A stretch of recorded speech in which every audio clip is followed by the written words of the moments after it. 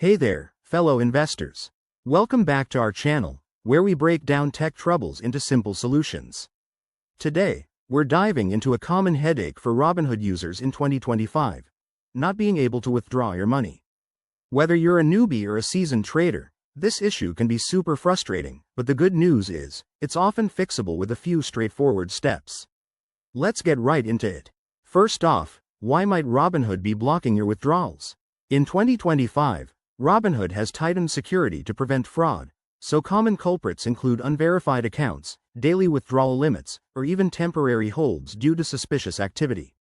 For instance, if you've recently deposited funds or linked a new bank, there might be a waiting period. Don't panic. We'll walk through how to check and resolve this. Step 1. Log into your Robinhood app or website and head straight to your account settings. Look for any notifications about verification status.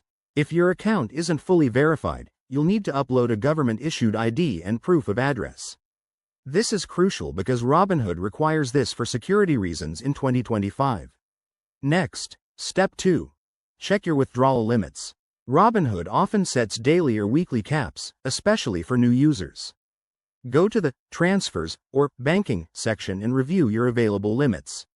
If you're hitting a wall, try withdrawing a smaller amount to test the waters. Step 3.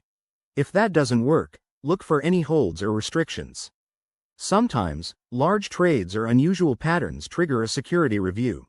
Contact Robinhood support through their in-app chat. They're usually quick to respond and can lift holds if everything checks out. For an extra layer of troubleshooting, make sure your linked bank account is up to date. In 2025, with new banking regulations, mismatched details can cause issues. Double-check your bank info and try linking a different account if needed. Finally, if you're still stuck, reach out to Robinhood's Help Center or community forums for personalized advice.